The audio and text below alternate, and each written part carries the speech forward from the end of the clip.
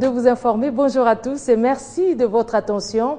À la primature, le chef du gouvernement a présidé mardi une réunion dans le cadre du processus de la réforme et la modernisation de l'administration publique. Il a été question de l'état d'avancement de la mise en œuvre de cette réforme visant le renforcement des capacités de toutes les structures organiques du pays. Les participants à cette réunion sont tous membre du comité des pilotages de la modernisation de l'administration publique en République démocratique du Congo. La mise en œuvre de la réforme déjà amorcée exige aussi un système intégré de gestion des ressources humaines, comme le précise le ministre de la fonction publique. Comme vous le savez très bien, investir dans l'homme, c'est investir dans l'avenir. Et donc, nous avons eu l'appui technique de la Banque mondiale dans la mise en œuvre de ce système intégré de gestion des ressources humaines. Aujourd'hui, il a été question de présenter l'état d'avancement de la mise en œuvre de ce système qui va apporter certainement un changement au niveau de la gestion des ressources humaines de l'administration publique. Selon Jean-Claude Kibala, l'utilisation de ce système offre beaucoup d'avantages dans la gestion de la chose publique.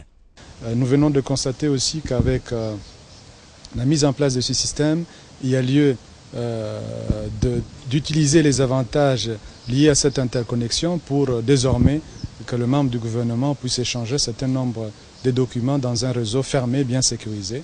Autre dossier abordé dans le cadre de cette réforme, la formation des cadres de l'administration publique avec beaucoup d'innovations. Nous avons aussi évoqué la question de la formation de cadres de l'administration publique.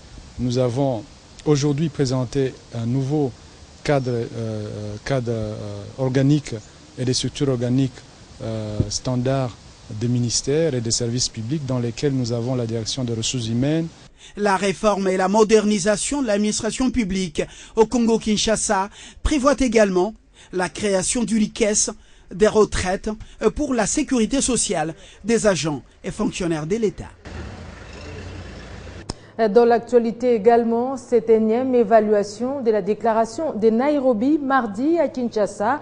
C'était au cours d'une réunion à laquelle ont pris part les partis impliqués, mais en l'absence encore une fois de la rébellion du M23 qui d'ailleurs, selon les participants, n'enfreint en rien la bonne marche des travaux. Suivez. Et c'était au mois de décembre de l'année 2013 que la République démocratique du Congo et d'autres partis impliqués dans la lutte armée dans l'Est de la RDC dans le M23 avaient signé cet accord appelé Déclaration de Nairobi. Où en sommes-nous avec la mise en œuvre des recommandations issues de cet accord? Voilà la question autour de laquelle le mécanisme national de suivi, l'Union africaine, les représentants spéciaux du secrétaire général de l'ONU pour la région du Grand Lac, la CIRGL, bref, toutes les parties impliquées, à l'exception de la rébellion du M23, ont échangé.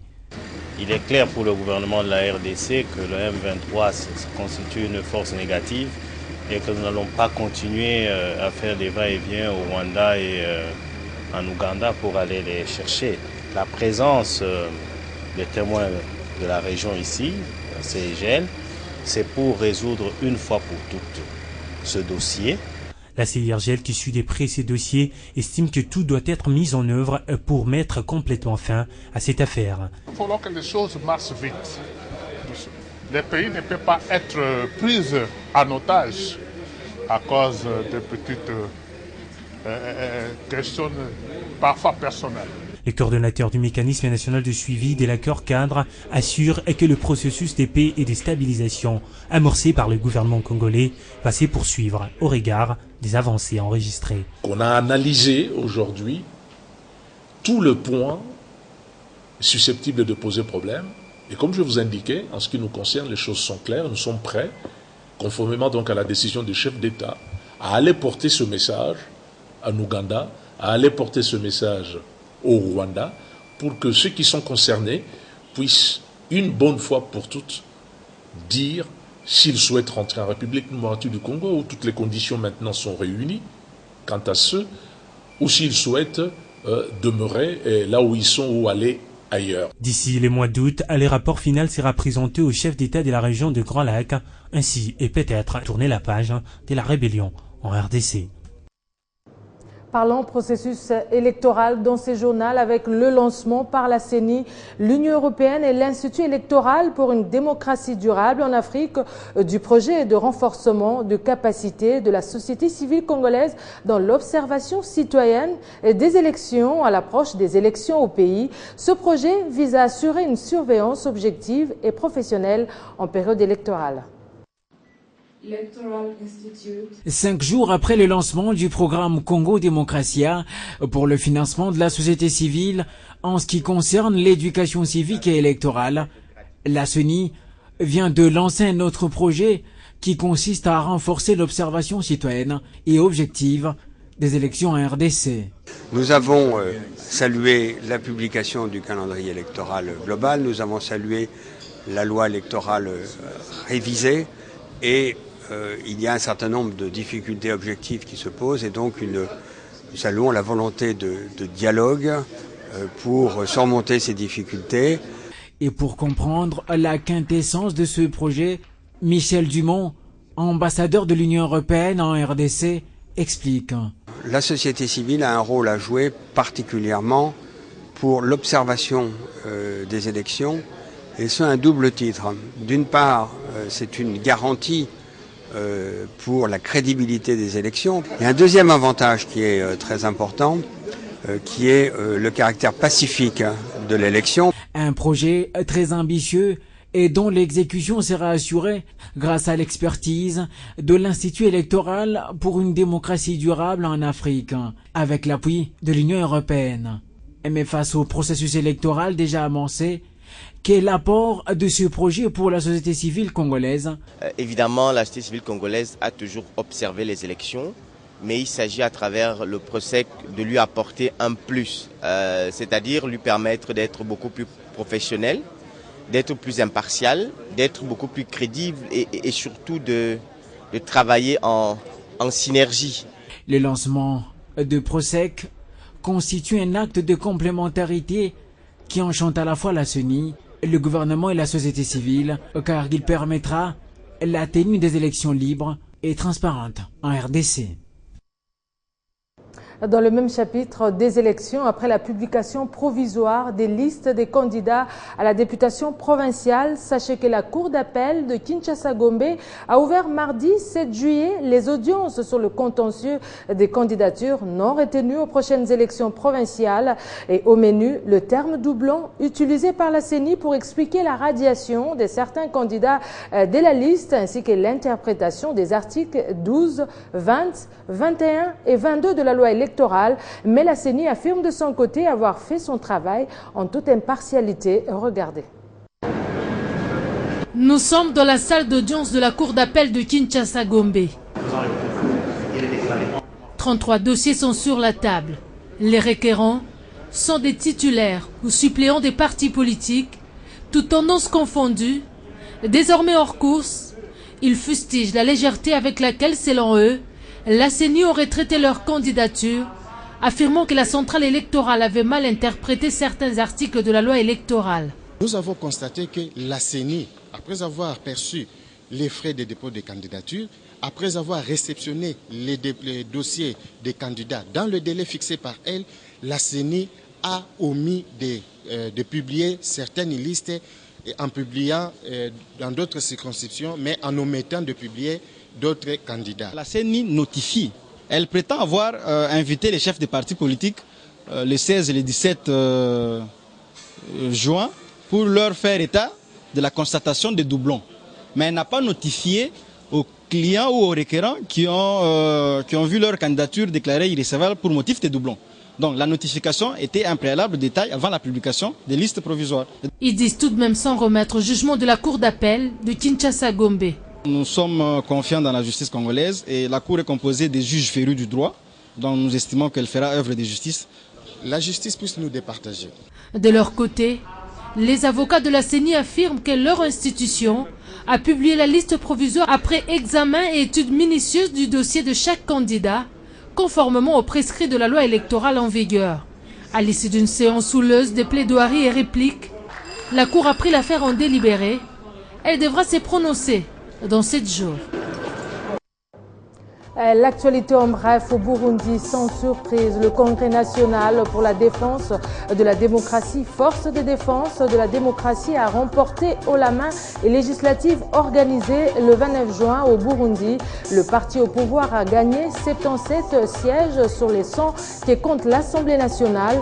21 sièges ont été attribués à la coalition d'opposition des indépendants de l'espoir menée par les opposants Agathon Rwasa et Charles Nditije. Un scrutin boycotté par la plupart des partis d'opposition et par les organisations de la société civile du pays. En bref, également, dans le nord-est du Kenya, des hommes armés ont attaqué un village de la frontière avec la Somalie. Au moins 14 personnes ont été tuées. Cette attaque est attribuée aux islamistes Shebab qui sont responsables de plusieurs exactions dans la région ces derniers mois. Aux dernières nouvelles recueillies ce mercredi, il y a eu plusieurs blessés évacués dans un avion médicalisé vers la capitale Nairobi. La plupart d'entre eux sont dans un état critique. Et en bref, toujours 2 jours après le retentissant non au référendum, la Grèce a annoncé mardi qu'elle demanderait une nouvelle aide ce mercredi. Après un sommet de la zone euro en soirée, les dirigeants de l'UE doivent se réunir dimanche.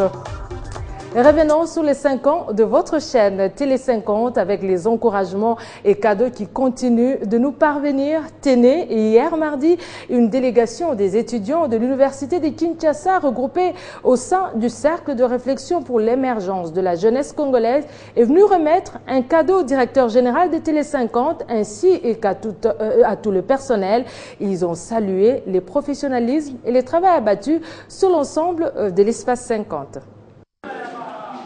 Rendre hommage à la crème des Congolais qui émerge pour le bien-être de la nation et maître mot du cercle de réflexion pour l'émergence de la jeunesse, cette structure des jeunes étudiants de l'Université de Kinshasa, séduits par le travail Kaba Télé 50, ont saisi l'occasion pour remercier Jean-Marie Kassamba et tout son personnel. Vivre, disait Jean-Jacques Rousseau, n'est pas le fait de respirer, c'est le fait de faire agir son intelligence. Et je vais compléter cette pensée par celle de Corneille qui dit « Aux âmes bien nées, la valeur n'entre point le nombre des années ». Ce qui revient à dire qu'un jeune peut manifester du talent, de la grandeur, un sens élevé de la responsabilité, sans que l'expérience en soit le folie. Cette pensée trouve sa raison d'être sur M. Jean-Marie et toute l'équipe de Télé 50. Ému par ce geste, et surtout, ces mots qui sortent avec toute éloquence, Jean-Marie Kassamba se dit agréablement surpris. Je suis impressionné. Je suis impressionné par d'abord la pertinence de la déclaration, par la diction, par les contenus. Moi qui désespérais de notre jeunesse estudiantine, pensant que les niveaux étaient parfois posés problème, je commence à devenir rassuré. Parce que ce qui ressort de la bouche d'un jeune universitaire congolais témoigne à suffisance qu'il y a aujourd'hui un besoin d'excellence, un besoin d'exigence. Et ceci nous touche au plus haut niveau parce que ce que nous faisons ici à Télé 50, c'est d'abord pour la jeunesse. Voulant partager cette joie avec son personnel, il n'a pas su se contenir. Les jeunes aussi, venez madame, venez. De réflexion pour l'émergence de la jeunesse.